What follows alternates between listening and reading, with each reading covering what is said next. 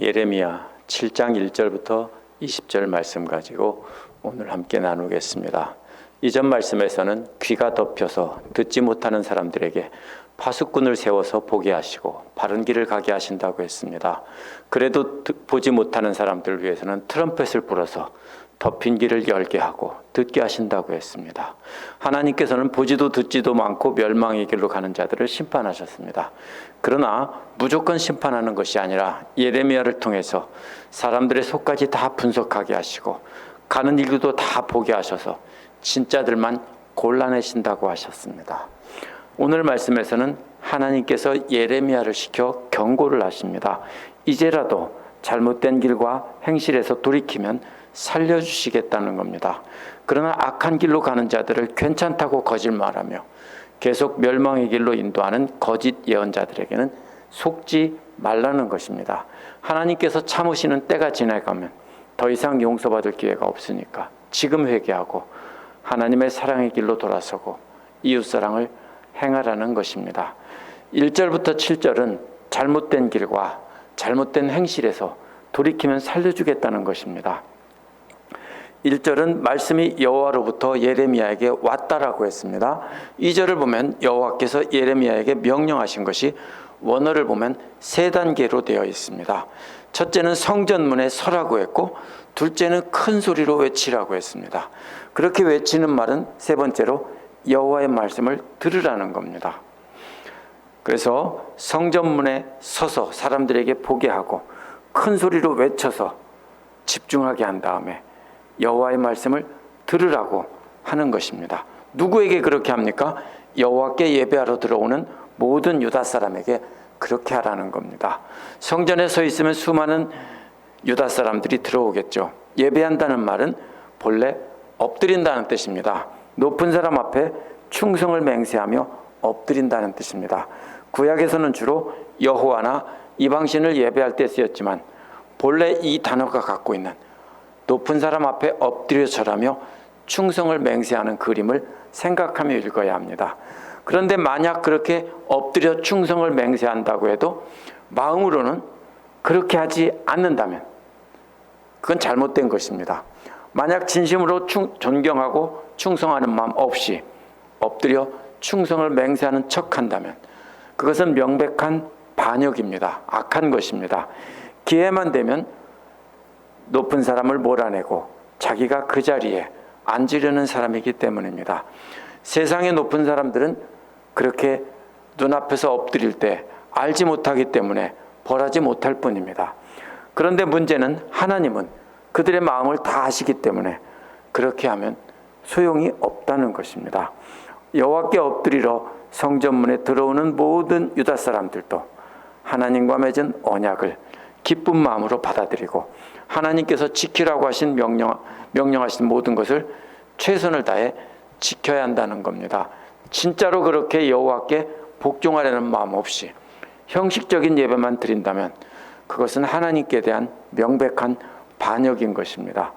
그렇게 형식적인 예배를 드리는 사람은 전지전능하신 하나님을 세상의 높은 사람처럼 아무것도 모르는 존재로 생각하는 겁니다. 아니면 하나님이 계시지 않다라고 생각하는 것입니다. 이러한 유다 사람들을 이전 말씀에서는 은도금한 납치거기 같은 사람들이라고 했습니다. 여호와께서는 예레미야를 시켜서 성전문에 서서 이런 가짜들에게 경고하라는 겁니다. 가짜로 여호와를 경배하는 척하는 사람들에게 경고하라는 것입니다.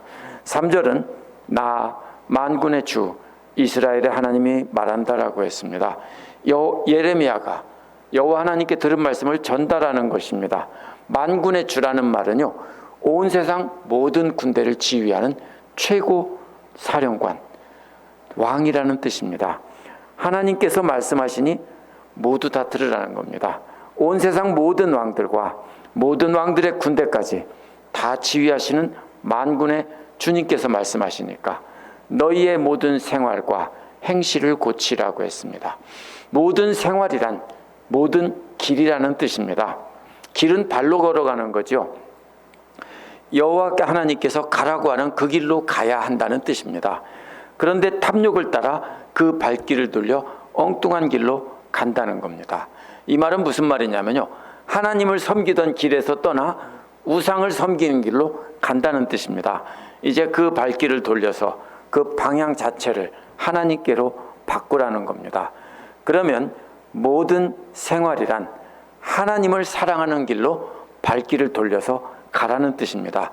또 모든 행실이란 손으로 행하는 모든 일이라는 뜻입니다.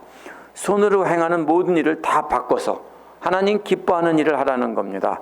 이는 그 손으로 이웃사랑을 행하라는 것입니다. 그러면 여호와께서 그 백성들이 그 약속의 땅에서 계속 머물러 살게 하겠다는 겁니다. 안 그러면 다 쫓아내고 멸하시겠다는 것입니다. 그래서 4절은 이것이 주님의 성전이다라는 말이 3번이나 나옵니다. 근데 3번 다 반복한 것은 진짜라는 뜻입니다. 그런데 이 말은 거짓말이라는 겁니다. 거짓으로 예배하는 척하는 사람들이 들어와서 이곳은 진짜로 주님의 성전이다, 이곳은 주님의 성전이라고 3번이나 거짓말을 하는 겁니다. 거짓 예배를 드리는 곳에서 아무리 100번 이곳이 바로 여호와의 전이라고 외쳐도 여호와께서는 그곳에 계시지 않는다는 겁니다. 건물은, 성전은 하나님이 계신 곳이 아니라 건물일 뿐입니다. 하나님이 계실 때가 성전인 것입니다. 사랑하는 부모님과 가족들이 있다면 그곳이 언제나 돌아갈 고향집입니다. 그런데 부모님이 다른 곳으로 이사 가셨거나 돌아가셨다면 그 고향집은 더 이상 고향집이 아닌 겁니다. 제가 전에 한국에 갔을 때 7살 때까지 살았던 추억의 옛집을 가보았습니다. 근데 집은 그대로 있더라고요. 그런데 그곳에 다른 사람이 살고 있었습니다. 그 집이 그립고 막 그런 마음이 아무것도 없습니다. 그냥 호기심에 한번 가본 겁니다. 그 집은 절대로 제 고향집이 아닙니다.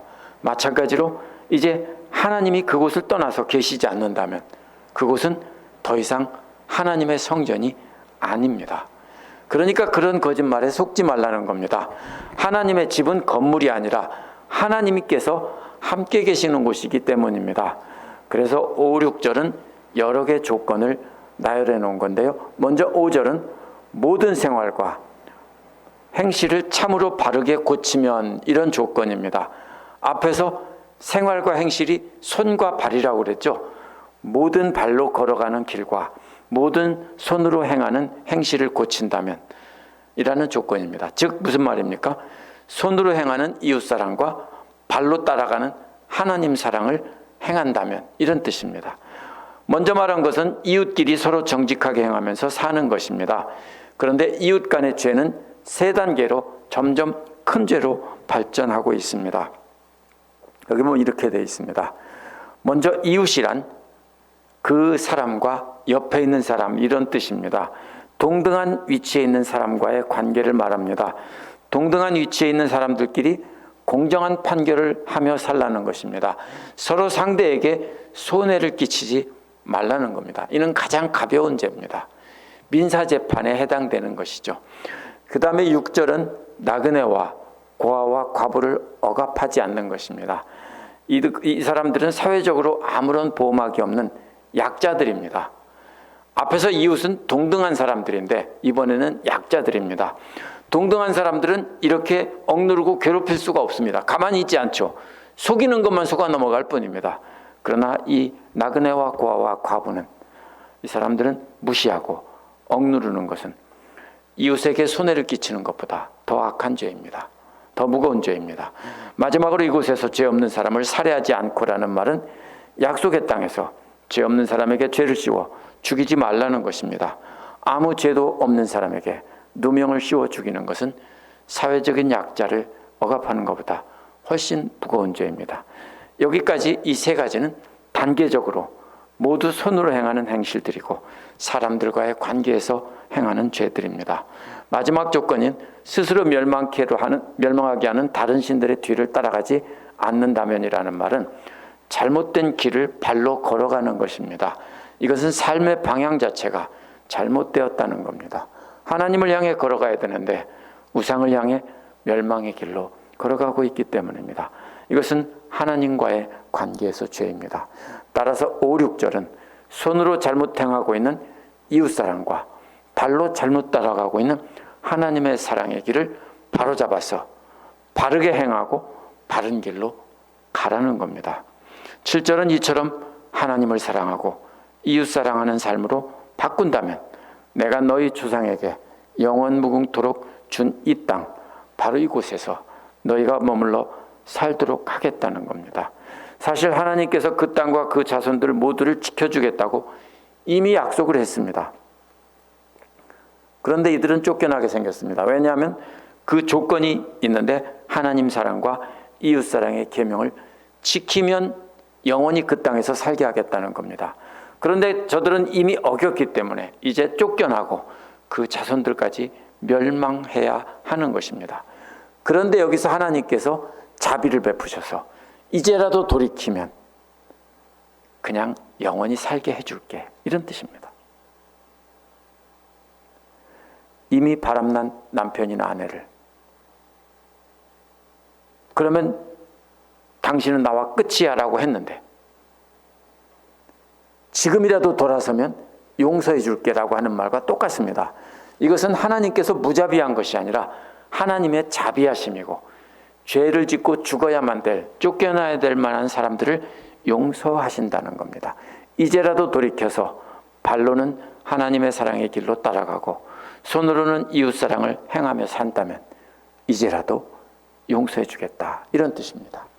8절부터 11절은 거짓말하는 자들을 조심하라는 겁니다. 이렇게 하면 살겠다고 하는데 왜 안 돌아섭니까 하면 거짓말하는 자들 때문입니다. 8에서 11절은 그 백성들이 하나님 앞에서 거짓말하는 내용들입니다. 원어는 8절에서 조심하라는 말로 시작합니다. 조심해야 할 것은 아무 쓸모도 없는 속이는 말을 의지하는 것입니다. 아무 쓸모없는 속이는 말로 거짓말한 것은 10절에 나온 하나님께서 지켜주신다는 겁니다. 손으로는 이웃사랑을 행하고 발로는 하나님의 사랑을 따라가야 하나님께서 성전에 가며 지켜주신다고 했습니다. 그런데 모두가 발로는 우상숭배의 길로 가고 손으로는 이웃에게 악을 행하면서도 하나님께서는 우리를 지켜주시니 우리는 안전하다고 말하는 것은 거짓말이라는 겁니다. 누가 그렇게 합니까? 지도자들이 그렇게 말합니다. 하나님께서 너희들을 지켜주신다. 우리는 하나님의 언약의 백성이니까 안전하다. 그래서 그것에 속아 넘어가서 돌아서지 않는 겁니다. 그런데 하나님께서는 뭐라고 합니까? 거짓말에 속지 말라. 멸망한다. 이것입니다. 9절은 도둑질하고 사람을 죽이고 음행을 하고 거짓 맹세하고 바알에게 분향하고 너희가 알지 못하는 신들을 섬긴다고 했습니다. 이것은 10계명에 나온 중요한 계명들입니다. 하나님께서 이 계명들을 지키면 하나님도 그 백성들을 지켜주겠다고 했는데 하나님의 계명을 어겨놓고서도 우리는 하나님께서 지켜주신다, 안전하다라고 한다는 것입니다. 그래서 10절은 유대교 지도자들이 하던 거짓말입니다.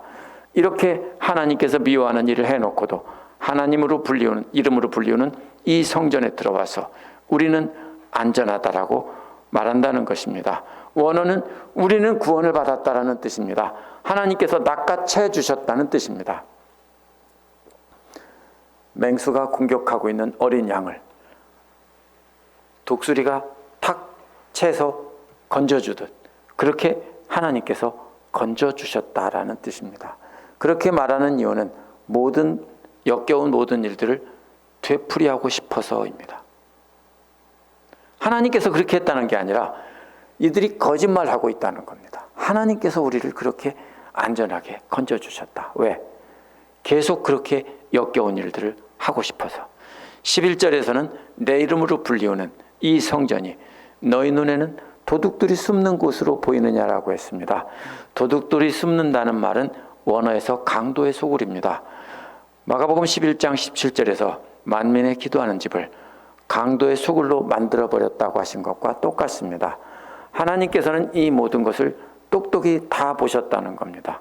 오늘날도 우리 자신들의 탐욕을 따라 살면서 하고 싶은 일만 골라서 하고 하나님은 안중에도 없으면서 믿기만 하면 구원받는다고 말한다면 이 사람들과 똑같은 겁니다. 마치 성전에 머물러 있으면 하나님께서 구원해 주신다는 자들과 똑같습니다. 실제로 역사적으로 이스라엘 사람들은 그렇게 많이 했습니다. 로마 군대에게 죽게 될 때 성전으로 다 몰려들어서 성전에 가서 지키고 있으면서 하나님께서 이 성전 안에 있으면 지켜주신다라고 생각했는데 다 죽었습니다. 오늘날도 믿는 자들은 교회를 강도의 소굴로 만드는 일이 없다라고 할 수 없습니다. 누가 잘못입니까? 지도자들입니다. 악한 일을 하는데도 하나님께서 우리를 지켜주신다. 괜찮다, 괜찮다. 하나님께서 너희들에게 복 주신다. 이렇게 말한다면 오늘 이 예레미야의 말씀과 똑같은 것입니다. 12절은 너희는 내가 처음으로 내 이름으로 두었던 실로에 있는 내 처소에 가서 내 백성 이스라엘의 죄악 때문에 내가 그곳을 어떻게 했는지 보라고 했습니다. 실로는 처음 법궤가 있던 곳이고 하나님을 예배하던 곳입니다. 예루살렘의 성전을 짓기 전에 그곳에서 하나님을 예배했습니다. 기원전 1050년경 블레셋 군대에 의해서 완전히 파괴된 곳입니다. 이곳은 사실 고고학적 발굴에 의해서도 분명히 밝혀진 곳입니다. 만약 하나님께서 처음 세우신 예배 장소도 그렇게 파괴했다면 예루살렘 성전도 역시 파괴한다는 겁니다. 하나님의 법궤가 있고 성전이 있다고 파괴하지 않는 것이 아니라는 겁니다. 13에서 15절은 예루살렘 성전도 실로의 성전과 똑같이 그렇게 파괴하겠다는 경고입니다. 13절은 앞에서 말한 모든 죄를 지었기 때문이라고 말합니다. 게다가 하나님께서는 계속 경고하고 계신데도 그 백성들은 전혀 듣지 않고 있기 때문입니다. 나중에는 하나님께서 불렀는데도 대답도 안 했다는 겁니다. 14절은 그러므로 내가 실로에서 한 것과 같이 똑같이 내 이름으로 불리우며 너희가 의지하는 이 성전 곧 내가 너희와 너희 조상에게 준 이 장소에 똑같이 하겠다라고 했습니다. 15절은 성전 파괴뿐만 아니라 유다 백성들도 다 쫓아내겠다는 겁니다. 내 친척 에브라임 자손은 북왕국 이스라엘입니다. 아시리아에 이미 멸망한 북왕국 이스라엘 자손과 같이 그렇게 똑같이 유다 백성들도 하나님의 앞에서 다 쫓아낸다는 것입니다. 16절에서 20절은 기회는 지나갔으니 더 이상 기도하지 말라는 겁니다. 누구한테 하는 말입니까? 16절에서 20절은 예레미야에게 하는 말입니다. 이렇게 했는데도 돌아서지 않을 때 더 이상 기도하지 말라는 겁니다. 한 걸음 더 나가서 이 백성들을 위해 눈물로 호소하거나 간구하는 기도도 하지 말라고 합니다. 마지막으로 하나님께 조르지도 말라고 했습니다. 이 기도가 어떻게 됩니까? 점점 강해지고 있습니다. 하나님은 예레미야의 기도를 이제는 안 들어주신다는 겁니다. 너 그러니까 쓸데없는 고생하지 말라는 겁니다. 왜요? 용서해 주는 기간이 다 지나갔다는 겁니다. 예레미야에게 기도하지 말라는 말이 점점 강해지고 있는데요. 첫 번째는 그냥 기도하지 말라고 했고, 두 번째는 눈물로 호소하거나 간구하지 말라고 했고, 마지막으로는 조르지도 말라고 했습니다. 얼마나 유다 백성이 완고하게 하나님께 반역하고 하나님의 경고를 듣지 않고 있는지를 말한 것입니다. 백성들에 대한 심판이 확정되었기 때문에 예레미야가 유다 백성을 위해 이렇게 점점 더 강도 높은 기도를 하고 있다는 겁니다. 그런데 이제 더 이상 기도하지 말라는 겁니다. 17절에서 18절은 저들의 악한 행동을 구체적으로 나열하십니다. 17절에서 하나님은 예레미야에게 너는 지금 그들이 유다의 성읍들과 예루살렘 모든 거리 사는 일들을 보고 있지 않느냐라고 하십니다. 저들이 하는 짓거리들을 보고도, 눈으로 보고도 그런 기도가 계속 나오느냐라는 겁니다. 저들은 가망이 없다는 겁니다. 이어서 그들이 하는 짓들이 무엇인지 그림처럼 그리고 있습니다. 18절에 보면 자식들은 땔감을 줍는다고 했습니다. 하늘의 여신께 드릴 제물을 위해서입니다. 아버지는 불을 붙입니다. 어머니는 하늘의 여신에게 줄 빵을 만듭니다. 예레미야 44장 19절에 보면 그 여신의 모습대로 빵을 만들어 바친다라고 했습니다. 따라서 어머니가 만든 빵은 여신의 모습을 본뜬 빵입니다. 온 가족이 동원되어 하늘의 여신인 아스타롯을 섬기는 모습입니다. 그뿐 아니라 이들은 하나님의 분노를 격동시킬 목적으로 다른 신에게 술을 부어 바친다는 겁니다. 한마디로 말하면 하나님에 대해 노골적인 반역이 갈 때까지 갔다는 겁니다. 앞에서는 어떻게 했습니까? 겉으로는 하나님 앞에 엎드리는 척 했지만 이번에는 갈 때까지 갔다는 겁니다. 드러내놓고 반역한다는 겁니다. 그러니까 더 이상 기도하지 말라는 겁니다. 19절은 이 백성들이 이렇게 하는 것이 여호와를 경노하게 하는 것으로 그치지 않는다는 겁니다. 그것은 그들 자신을 부끄럽게 한다는 겁니다. 스스로 자신을 해치고 자신들에게 스스로 수치를 자초한다는 것입니다. 이제는 이 백성들이 회개의 때를 훨씬 넘겼다는 겁니다. 하나님께서 한결같은 사랑으로 참고 또 참으셨는데 이제 그렇게 참으면서 회개하라는 것도 한계가 있다는 겁니다. 그러나 용서하지 않겠다는 뜻이 아닙니다. 예레미야에게 더 이상 경고하고 기도하지 말라는 것뿐입니다.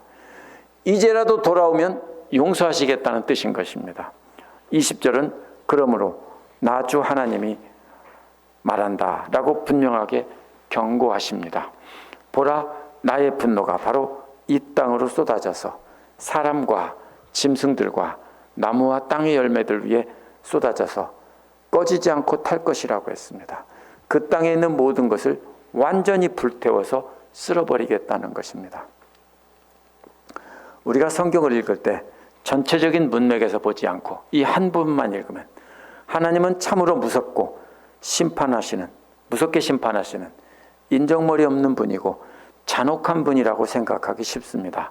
그래서 구약의 하나님은 심판의 하나님이고 신약의 하나님은 사랑의 하나님이라고 이해하기가 쉽습니다. 그러나 예레미야에서도 하나님은 한결같은 사랑의 하나님입니다. 하나님은 참고 또 참으시며 한결같은 사랑으로 돌보시다가 권고하시다가 이제는 하나님의 인내와 한계를 넘겼다는 것이 오늘 말씀의 결론입니다. 오늘날 사람들도 마치 예레미야 시대 사람들처럼 똑같을 수 있습니다. 하나님을 믿는다고 하면서 형식적인 거룩을 드러내며 속으로는 탐욕과 음란과 각종 악한 일에 빠져 살면서도 죄가 아니라고 합니다. 하나님께서 예수 그리스도의 피로 다 용서해 주셨으니까 우리는 상관없다라고 합니다. 오늘날 많은 가족들이 합심해서 자신들의 우상인 세상 물질에 힘을 모아 경배합니다. 부모들도 그러한 세상 물질을 쫓아 정신없이 달리면서 자식들에게도 자신을 따라오라고 합니다. 마치 아스다로를 섬기기 위해 나무를 아이들을 모으고 아버지는 불을 피우고 어머니는 빵을 만드는 것처럼 그렇게 모두가 멸망의 길로 세상 영광을 따라 달립니다. 오늘날도 많은 믿는 자들이 예레미야 당시와 똑같이 온 가족이 연합하여 멸망의 길로 달리고 있는 것입니다. 아직은 회개의 기회가 있습니다. 그러나 그 기회가 항상 있는 것이 아닙니다. 때가 되면 하나님은 더 이상 기도하지 말라고 하실 것입니다. 그때 사람들은 하나님을 몰랐다라고 할 수 없고 하나님의 경고를 들은 적이 없다고 핑계를 댈 수 없습니다. 이미 수많은 사람들이 계속 외치고 있기 때문입니다. 이미 수많은 매체들을 통해서 계속 전파되고 있기 때문입니다. 수많은 미전도 종족들에게 계속 성경이 보급되고 하나님 말씀이 전해지고 있습니다. 그러므로 어느 누구도 마지막 때가 되면 모른다고 할 수 없습니다. 그럼에도 불구하고 오늘날도 예레미야 당시 유다 백성들과 지도자들과 크게 다르지 않습니다. 세상을 섬기는 웅장한 건물을 지어놓고 자신들의 탐욕을 따라 행하면서 하나님의 성전이라고 속입니다. 그곳에 들어와서 예배를 드리면서 헌금하기만 하면 무조건 구원받는다고 속입니다. 웅장한 건물 자체가 예루살렘 성전 자체가 잘못이 아닌 것처럼 오늘날 웅장한 교회 건물 자체가 잘못이 아닙니다. 문제는 자신들의 탐욕을 섬기는 길로 가면서 그것이 하나님을 위하는 길이라고 예배하는 길이라고 거짓말하는 겁니다. 형제를 사랑한다고 말하면서 실제로는 이웃을 속이고 힘없는 자들을 억압하고 억울한 사람에게 죄를 씌우는 것입니다. 그렇게 한다면 이제 그 건물은 더 이상 성전이 아니라는 겁니다. 예수님 자신이 바로 성전이라고 하셨기 때문입니다. 우리는 예수 그리스도를 믿음으로 예수 그리스도를 머리로 모시고 우리는 그 몸된 성전이 된 것입니다. 우리 안에 하나님의 영인 성령께서 사시면서 우리를 주관해 하게 하시는 것이 바로 하게 해드리는 것이 성령 충만입니다. 성령 충만하여 하나님의 성령님의 인도하심을 따라 하나님 사랑하고 이웃 사랑하는 것이 바로 하나님 기뻐하시는 삶입니다. 내 욕심을 채우는 길에서 돌이켜서 원수까지도 사랑하는 그 예수님의 말씀이 바로 따라 십자가를 따라가는 것이 구원의 길이고 오늘 말씀에서 하나님 기뻐하는 자녀가 되는 길입니다.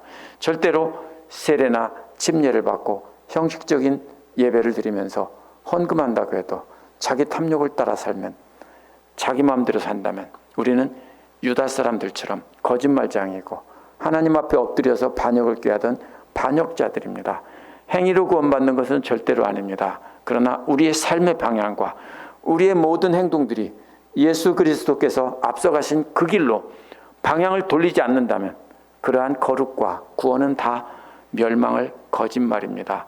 때가 지나면 더 이상 돌이킬 수 없는 심판날이 옵니다. 그날이 오기 전에 내 사랑하는 사람들이 회개하고 하나님께로 돌아오도록 우리도 예레미야처럼 눈물로 호소하며 기도하도록 합시다. 하나님이 이제 그만 기도하라고 하실 때까지 계속 기도하도록 합시다. 함께 기도하겠습니다.